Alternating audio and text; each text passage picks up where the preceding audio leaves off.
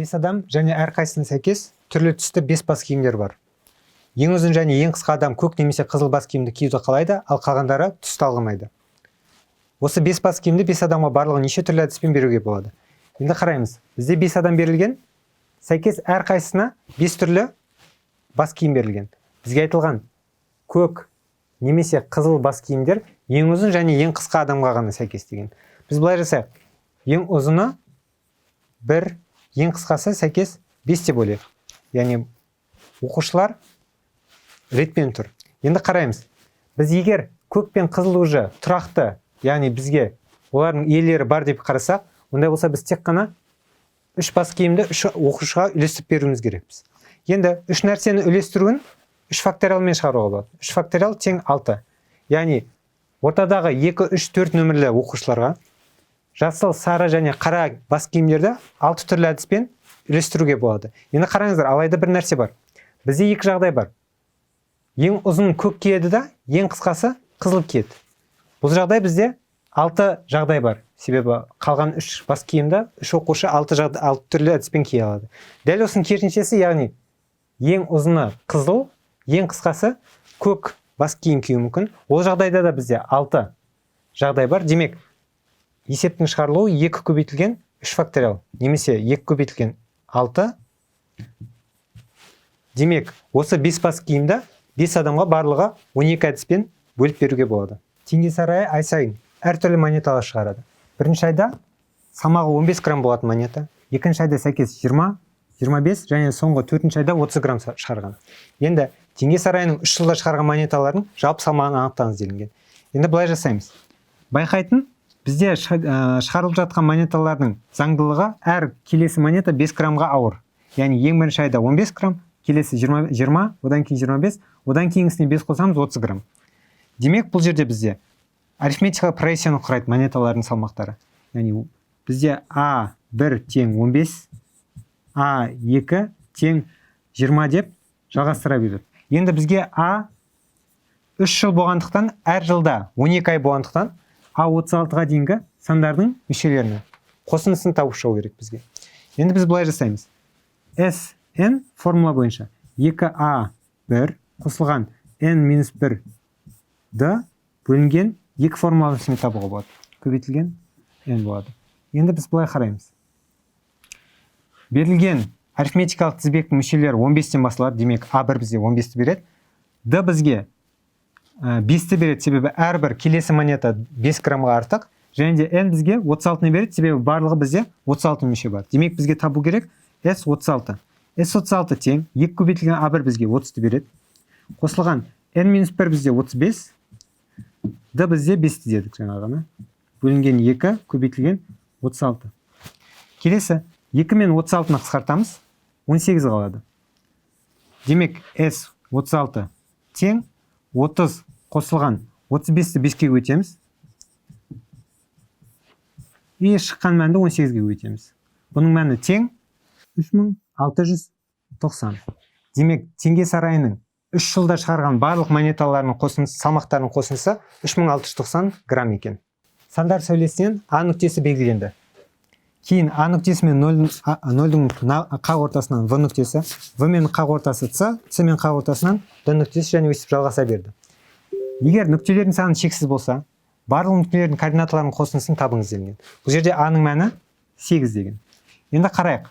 А-ның мәні 8 болса, келесі В-ның мәні 4 болады. Себебі 8 бен 0-дің ортасы 4 керек бізге. Дәл солай 4 пен 0-дің ортасы 2, 2 мен 0-дің ортасы 1 және жалғаса береді.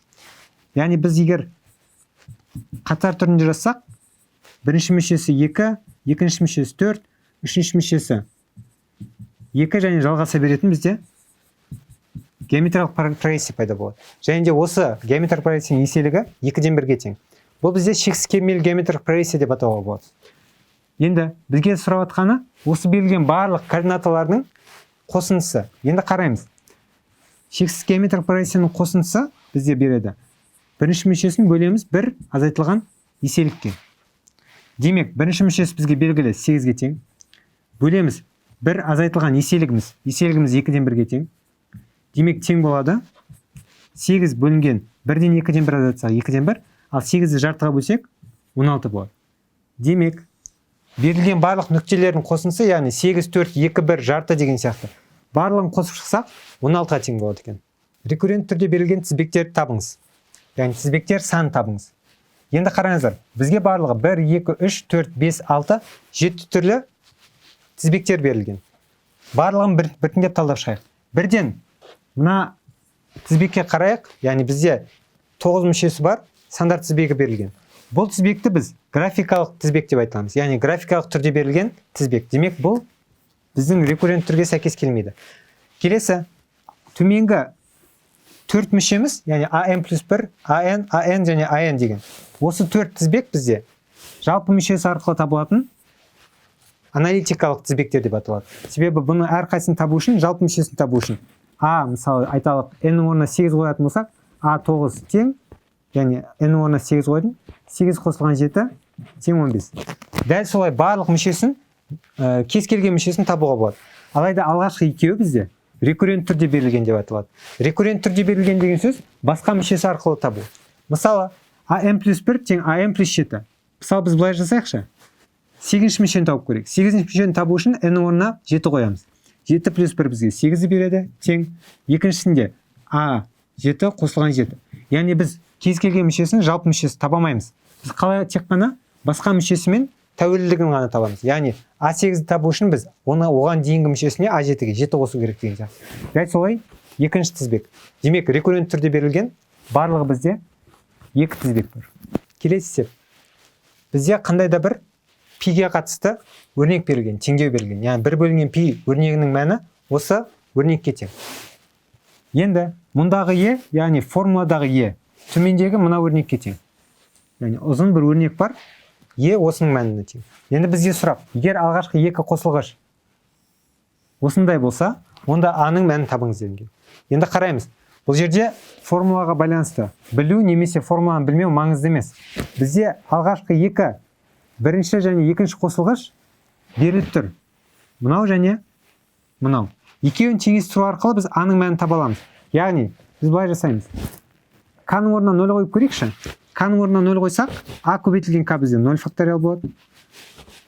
Және де жақшаның ішінде 1103 қосылған, мына жерде қайтадан 0 болады. Себебі қандай да бір сан 0-ге көбейтсек 0 шығады. Бөлімінде 0 факториал, және де 396 4-тің к дәрежесі, немесе ол 396-ның 0 дәрежесі жағына. Себебі 4-ті 0-ге көбейтсек 0 шығады. Енді бұл тең болады. Бұл жерде 0 факториал мен 0 факториал қысқартуға болады, алайда маңызды бір нәрсе білу керек. 0-дің факториалы бізде 1-ді береді. Келесі, бізде 396-ның 0 дәрежесі 1-ді ғана береді, және де жоғарыда бізде 1103 шығады. Енді қарасақ, бірінші мүшесі бірінші қосылғыш тең болып тұр. Демек, бізге жай ғана екінші қосылғышты табу керек. Екінші қосылғыш тауып көрейік. Бізде берілген а көбейтілген к бізге 1-ге тең. А-ның факториалы демек 1103 қосылған 226390. Себебі к-ның мәні 1-ге тең. Барлығын бөлеміз, 1 факториал көбейтілген 396-ның 4 көбейтілген к, яғни 4 дәрежесі. Және де бұның барлығы тең 24 көбейтілген 1103 қосылған 26390 бөлінген 396-ның 4 дәрежесі. Енді қараймыз, 1-дің факториалы жай ғана 1, сондықтан оны қысқартасам болады. 396-ның 4 дәрежесі мен 396-ның 4 дәрежесі қысқарады. Теңдеудің оң және сол жақтағындағы 1103 қосылған 26390 өрнектері қысқарады. Бізге жай ғана қалады а факториалы тең 24. Енді 1-дің факториалы бізге 1-ді береді, 2-ның факториалы 2-ні береді, 3-дің факториалы 6 және 4-дің факториалы 24-ті береді. Демек, а-ның мәні 4-ке тең. Жасушалар саны әрбір бөліну процесі нәтижесінде 3 еселенеді. Олай болса, бір жасушаның 10 бөлінуден кейінгі санын анықтаңыз деген. Яғни, алғашында біреу болады, бір бөлінуден кейін 3-ке артады. Келесі бөліну кезінде әрқайсысы 3-ке артады. Демек, жалпы саны 9 болады. Бұны тізбек ретінде қарастырсақ болады. Яғни, бірінші мүшесі 1, келесісі 3, келесісі 9, келесі әрқайсысы 3-ке бөлінгендіктен 27 болады. Және де өйстіп жалғаса береді. Енді Бізде сұрақ, олай болса, бір жазушаның 10 бөлінген кейінгі санын анықтаңыз.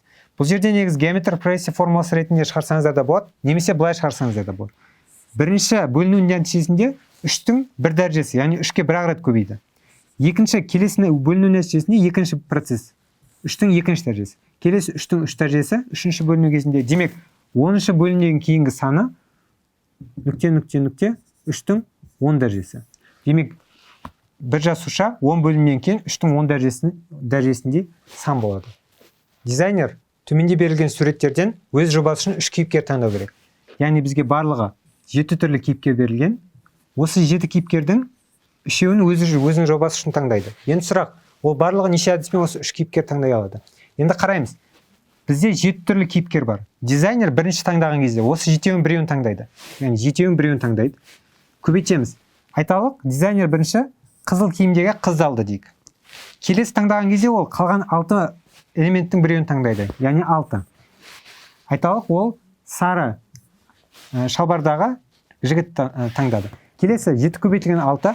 Келесі таңдаған кезде дизайнер 5-еуінің біреуін таңдайды. Демек, көбейтілген 5 болады. 7-6 көбейтілген 5. Енді қараймыз. Осы 3 выборда 3 таңдауды, яғни айталық қыз және екі ұл. Осы екі ұл және бір қыз таңдаған кезде ол 6 түрлі әдіспен орындарын алмастырып таңдай алады. Оны қалай білем? 3 факториал. Яғни қанша сан таңдадым, қанша элемент таңдадым, сонша факториалға бөлеміз. Демек, тең 7 көбейтілген 6 көбейтілген 5 бөлінген 3-тің факториалы бізге 6-ны береді. 6 мен 6 қысқарады, 35 шығады. Демек, дизайнер барлығы 35 түрлі әдіспен 3 кейіпкер таңдай алады. Сынып оқушыларының әрқайсысы кемінде 3 үйірменің біреуіне қатысады. Яғни барлық оқушы қандай да бір үйірмеге қатысады. 2 оқушы үйірмелердің 3-еуіне де қатысады. Яғни сынып оқушыларының 2-еуі 3-еуіне де қатысады. Бапкерлердің айтқан сөздерін қолданып, сыныптағы жалпы оқушылар санын анықтаңыз делінген. Енді бізде баскетбол үйірмесінің бапкері былай деген.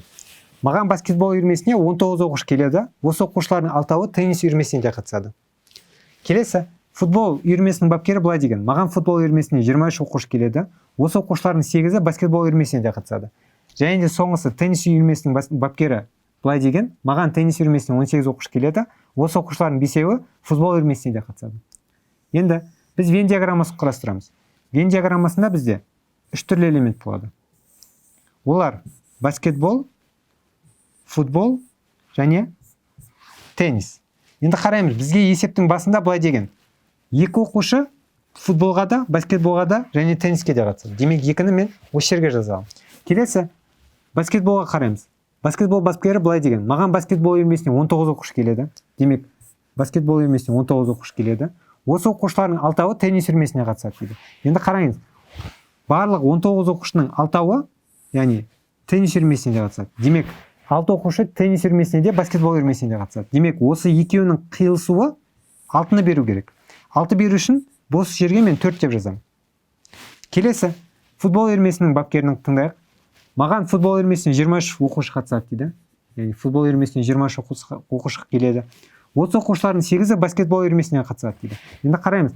Баскетбол және футбол үйірмесінің екеуіне ортақ қиылысуы мына жерде бізде. Екеуіне де баратын, футболға да баскетболға қатысатын барлығы саны 8 екен. Демек, бос орынға мен 6 жазамын. Себебі 6 мен 2-ні қосылса бізге 8-ді береді. Дәл солай теннис үйірмесінің бас бапкерін тыңдап көрейік. Маған теннис үйірмесіне 18 оқушы келеді. Яғни барлығы 18. Және де осы оқушылардың 5-еуі футбол үйірмесіне де қатысады. Демек, футбол мен теннис үйірмелерінің қиылысуы 5-ті беру керек. 2 бар, онсыз да 3 жазам бос жерге. Біз осыларды тауып алдық. Енді келесі былай жасаймыз. Футбол үйірмесіне барлығы 23 оқушы қатысады. Біз 6-2-3-ті тауып алдық. 6-2-3-ті қоссақ 11. Демек, бос орынға 12 жазам. Себебі 12 қосылған 6 18-ді береді. 18-ге 2-ні қосамыз 20, 23 қосамыз 23. Дәл солай баскетболға да жасаймыз. 6-2-4 қосамыз 12, 12-ден 19 айтамыз 7. Тек қана баскетбол үйірмесіне 7 оқушы бар екен. Дәл солай тенниске де жасаймыз. 4-2-3-ті қосамыз. 4-ге 2 6, 6-ға 3 9. 18-ден 9 айтамыз 9. Демек, 9 оқушы тек қана теннис үйірмесіне қатысады. Енді сұраққа қарайық. Сыныптағы жалпы оқушылар санын анықтаңыз дейді. Сыныптағы жалпы оқушылар санын табу үшін барлық сандарды қосып шығу керек. Біз былай қараймыз. Тек қана баскетбол үйірмесіне қатысатын 7 оқушы бар екен. тек қана футбол үйірмесіне қатысатын 12 оқушы бар екен, және тек қана теннис үйірмесіне қатысатын 9 оқушы бар екен. Яғни тек қана бір үйірмелерге қатысатын 7-ге 12 қосамыз. 19 9, 28 оқушы бар. 28 оқушы тек бір үйірмеге ғана қатысады. Келесі 4-ге 6 қосамыз 10, 10-ға 3 қосамыз 13. 13 деген сөз екі үйірмеге қатысатын оқушылардың саны. Яғни 6 оқушы футболға мен баскетболға, 4 оқушы баскетбол мен тенниске, 3 оқушы футбол мен тенниске қатысады. Енді келесі соңындағы 2 бізге нені береді? 2 үшеуіне де қатысатындардың санын береді. Демек 28 оқушы тек бір үйірмеге, 13 оқушы екі үйірмеге, 2 оқушы барлық үйірмелерге қатысады. Үшеуінің қосындысы бізге жалпы оқушылардың санын береді. 28-ге 2-ні қосамыз 30, 30-ға 13 қосамыз 43. Демек, сыныпта барлығы 43 оқушы бар. Қыры әр қадамда 1 сантиметрге артып тұратын шашылар қатары берілген. Яғни бірінші жағдайда А еді қабырғасы, келесі жағдайда А+1, келесінде А+2. Енді бізге 3 түрлі тұжырым берілген. Бірінші тұжырымда былай дейді: шашылардың аудандары реті бойынша арифметикалық прогрессияны құрайды. Екінші тұжырым: шашылардың периметрлері реті бойынша арифметикалық прогрессия құрайды деген. Және де үшінші тұжырым: табаны берілген шашылар болатын текшелердің көлемдері реті бойынша геометрик прогрессияны құрайды. Бірінші тұжырымды тексеріп көрейік. Шашылардың аудандары реті бойынша арифметикалық прогрессияны құрайды. Бірінші шашының ауданы А квадратқа тең. Қалай табам? Жай ғана берілген қабырғасын екінші қабырғаға көбейтем. Шашының барлық қабырғасы тең болғандықтан жай ғана А-ны квадраттайм. Демек бірінші жағдайда бізде А-ның квадратына тең ауданы. Екінші жағдай қарастырам.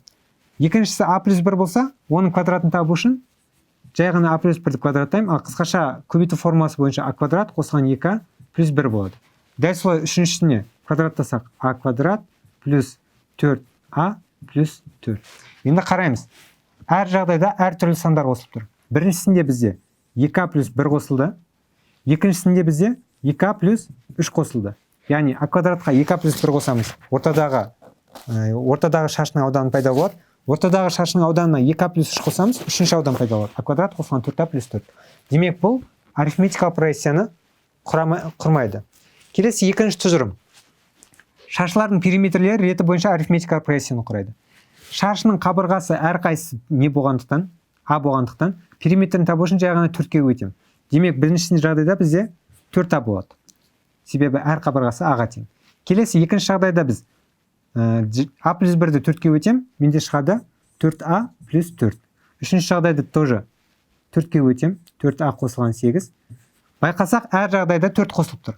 Бірінші жағдайда бізде периметр 4А еді. Екінші жағдайда 4А қосылған 4, үшінші жағдайда қайтадан 4 қосылды, 4А қосылған 8 болды. Демек, шашылардың периметрлері реті бойынша арифметикалық прогрессияны құрайды. Бұл дұрыс тұжырым. Үшінші тұжырымды қарастырып көрейік. Табаны берілген шашылар болатын текшелердің көлемдері реті бойынша геометрик прогрессияны құрайды дейді. Біз білеміз, табандарының қабырғасы А қосылған 1 және А қосылған 2 еді. Сәйкесінше әрқайсыны, яғни қабырғасы А болатын текшенің көлемін табу үшін көптаймыз. Дәл солай А+1 болатын қабырғаны да көптаймыз, А+2 қабырғасында көптаймыз. Алайда есепті оңайлату үшін біз былай жасайық. А-ның орнына қандай да бір санды берейік. Мысалы, А айталық 2 болсын. А тең 2. А тең 2 болса, бірінші жағдайда бізде көлемі 8 болады. Екінші жағдайда 2+1 бізде 3-ті береді, оның кубы бізге 27-ні береді. Дәл солай, үшінші жағдайда А қосылған 2 бізде 2-ні 2-ге қосамыз 4, 4-тің кубы бізге 64-ті береді. Енді қарастырамыз. 8-ден 27-ге бізде 27 бөлінген 8 есе артты. Ал 64, 27-ден 64-ге арту үшін 64 бөлінген 27 есе артты. Екеуінде де еселік екі түрлі, демек геометрик прогрессияны құрмайды. Демек, берілген тұжырымдардан үшеуінен тек қана екінші тұжырым ғана дұрыс. Бүгін сейсенбіден кейінгі күн емес. Жұмаға дейінгі де күн емес. Кеше дүйсенбі болған жоқ, ертең де болмайды. Алдыңғы күн сәрсенбі болған жоқ, бүрсі күн де болмайды. Олай болса, бүгін аптаның қай күні? Енді біз былай жасаймыз. Аптаның 7 күнін жазып шығайық. Дүйсенбі, сейсенбі, сәрсенбі, бейсенбі, жұма, сенбі және жексенбі. Әр сөйлемді бөлек-бөлек қарастырамыз. Бүгін сейсенбіден кейінгі күн емес. Сейсенбіден кейінгі күн сәрсенбі, және де бүгін сәрсенбі емес. Жұмаға дейінгі де күн емес. Жұмаға дейінгі күн бейсенбі, бүгін бейсенбі емес. Келесі сөйлем, екінші сөйлем. Кеше дүйсенбі болған жоқ дейді. Яғни бүгін сейсенбі болған жоқ. Ертең де болмайды, демек бүгін жексенбі емес. Біз не істедік? Дүйсенбіге дейінгі және дүйсенбіден кейінгі күндерді қысқарттық. Және соңғы күн, соңғы сөйлем. Алдыңғы күні сәрсенбі болған жоқ, бүрсі күнде болмайды. Сәрсенбі бізде мына күн. Демек, алдыңғы күні сәрсенбі болған жоқ, бүгін демек жұма емес. Бүрсі күнде болған жоқ, демек дүйсенбіден не істедік біз? Сәрсенбіден кейінгі 2 күн және сәрсенбіге дейінгі 2 күнде алып тастадық. Бізде 7 күннің, аптаның 7 күнінен тек қана бір ғана нұсқасы қалды. Сенбі қалды. Демек, бүгін сенбі.